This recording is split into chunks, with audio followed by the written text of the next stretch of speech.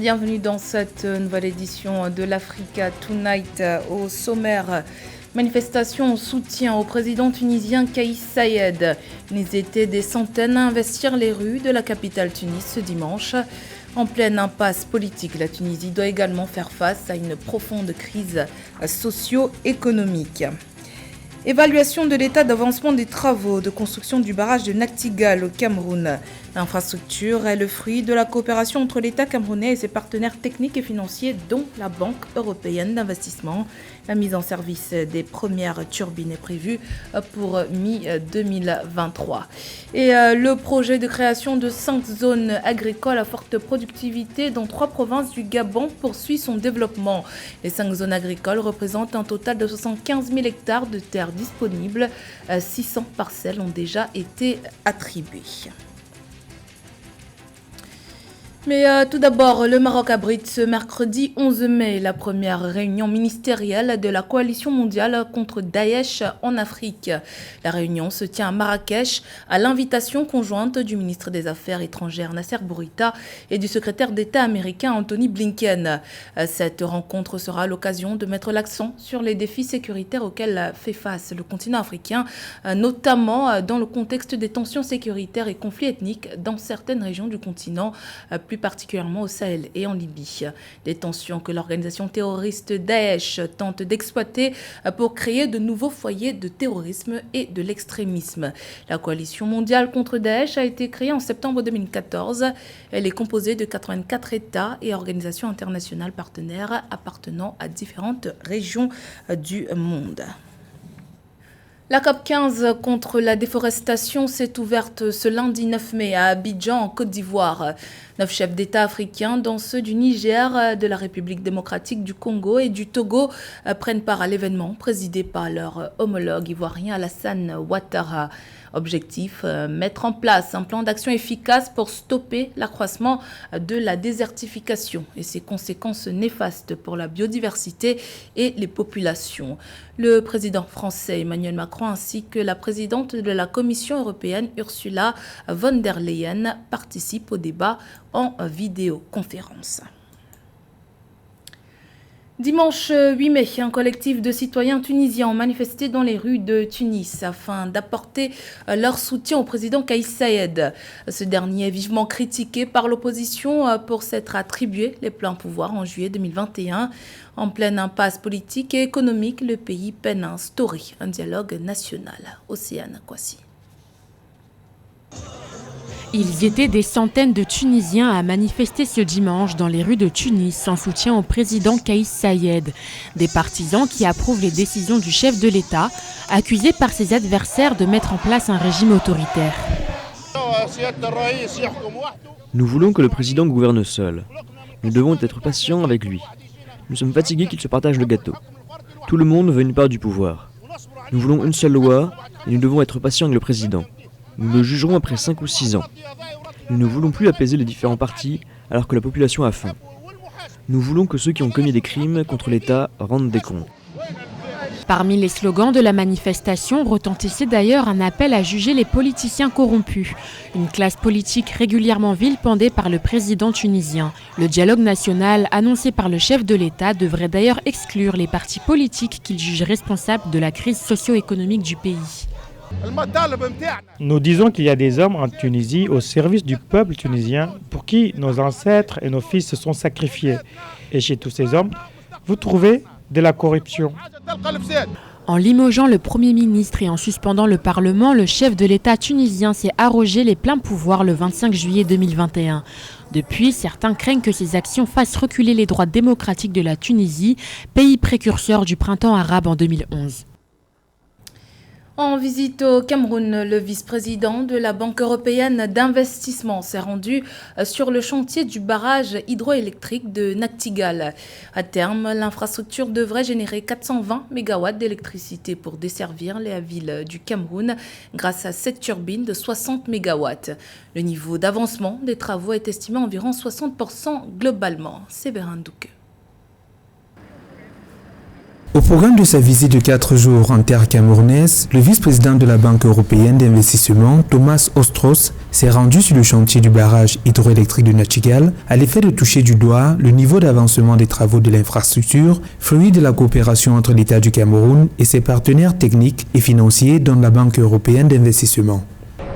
Nous sommes particulièrement heureux de faire partie de ce projet qui va permettre à environ 6 millions de Camerounais d'avoir accès à de l'énergie renouvelable dans la décennie à venir. Et ça, c'est très important. Le chantier, dont la portée socio-économique est annoncée comme sans précédent, générera à terme 420 MW d'électricité pour desservir les villes du Cameroun grâce à 7 turbines de 60 MW chacune, résorbant ainsi en partie la difficulté d'accès à l'électricité que connaissent certaines localités. Le niveau d'avancement des travaux est estimé à environ 60% globalement.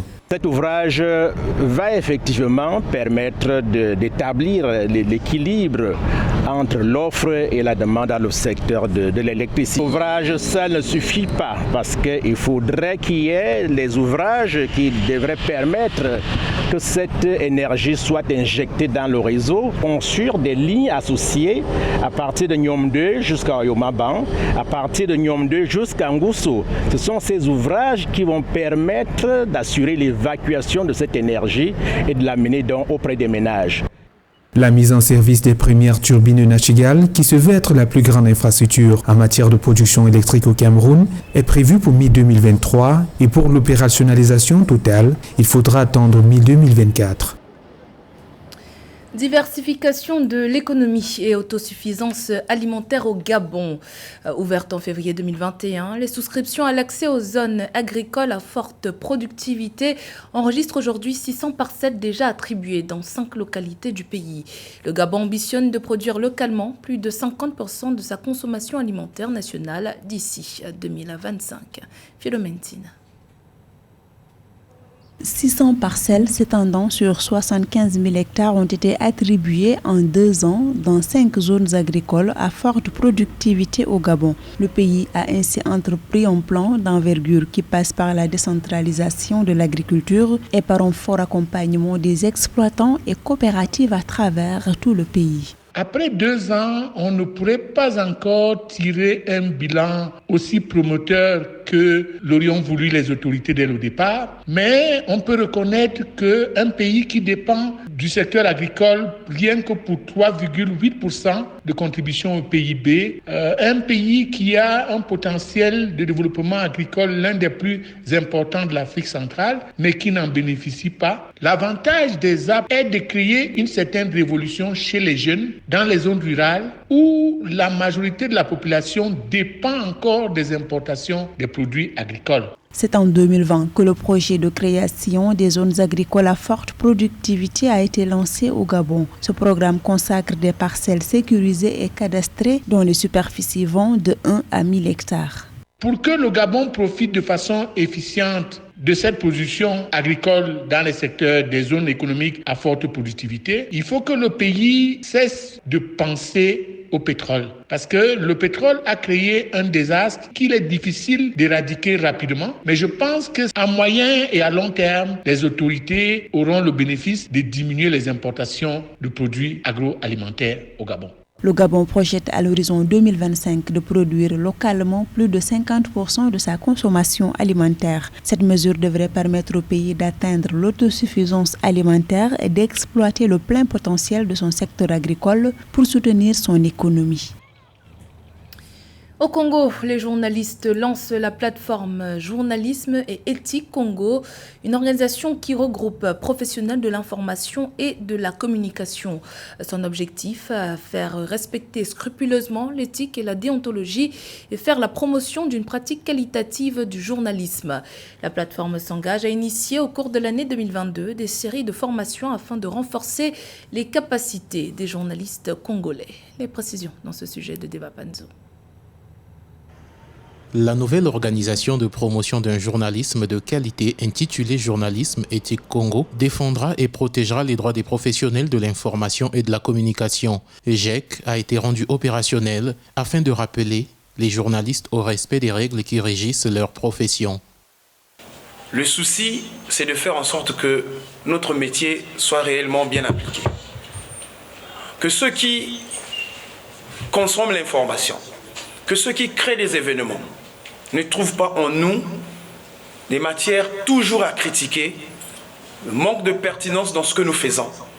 Alors que parmi nous, et nombreux d'ailleurs, je crois, ont été formés, ont reçu des formations théoriques à l'université et ont cette compétence donc de collecter, de traiter et de diffuser l'information. L'organisation Journalisme et Éthique Congo est une initiative des journalistes congolais. Ces derniers ont constaté que la plupart des organes de presse n'investissent quasiment pas dans la formation des agents. C'est ainsi que l'un des défis de cette plateforme sera le renforcement des capacités des journalistes par des formations dans un environnement évolutif. Tout ce que nous disons doit passer par la formation. On ne dit pas aux gens ne travaillez pas, ne faites pas ceci, mais nous allons mettre en avant la formation. Et la particularité pour nous, c'est que chaque fois qu'un journaliste qui fait son travail, je dis bien de façon professionnelle qui fait son travail, la particularité pour nous, c'est que nous prendrons position. Les autres organes, je ne sais pas s'ils prennent des positions, nous on prendra position. La plateforme Journalisme Éthique Congo a déjà commencé des descentes auprès des autorités politiques et des partenaires. Elle promet de veiller de façon permanente au maintien d'un climat serein avec ces institutions, notant que la pratique réglementaire et le respect des droits des professionnels de l'information et de la communication demeurent son cheval de bataille. Dans l'actualité sportive, le 17e Tour international cycliste du Bénin s'est achevé ce dimanche 8 mai avec le Grand Prix de Cotonou. Grand Prix remporté par l'Allemand Marcel Peschges. Cette 17e édition a réuni 14 équipes venues de 13 pays de l'Afrique et d'Europe. Retour sur cet événement dans ce reportage de notre correspondant Leftion. Après avoir remporté la 17e édition du Tour cycliste international du Bénin, l'Allemand Marcel Peschges a décroché la deuxième place à Cotonou dans le cadre du circuit fermé Grand Prix de Cotonou. Leader de cette première édition inscrit à l'Union cycliste internationale, Marcel Peschges a récupéré le maillot jaune à la troisième étape Savalou-Baname-Boyikon en 3h17 minutes 23 secondes. Ceci après 2 victoires d'étape de la Belgique. Le leader du Tour, l'Allemand Peschges, a conservé le maillot jusqu'à la ligne d'arrivée à Porto-Novo. C'était une bonne course et j'ai passé beaucoup d'étapes édifiantes. Je suis très fier de l'amélioration de mes capacités personnelles. C'était une course chaude que je suis là maintenant à célébrer. Nous sommes très heureux. Les Africains se sont illustrés à travers 2 victoires d'étape sur le Tour. Une victoire sud-africaine de Jonathan Bauer à la 4e étape et celle burkinabé à la 5e étape remportée par Bachirou Nikiema. Il a parcouru 138 km 400 en 3h26 minutes et 54 secondes. Pour cette édition, le Burkina Faso a présenté 6 coureurs. Le vainqueur de la 16e édition, Paul Daumont, est absent. Le résultat était assez bien.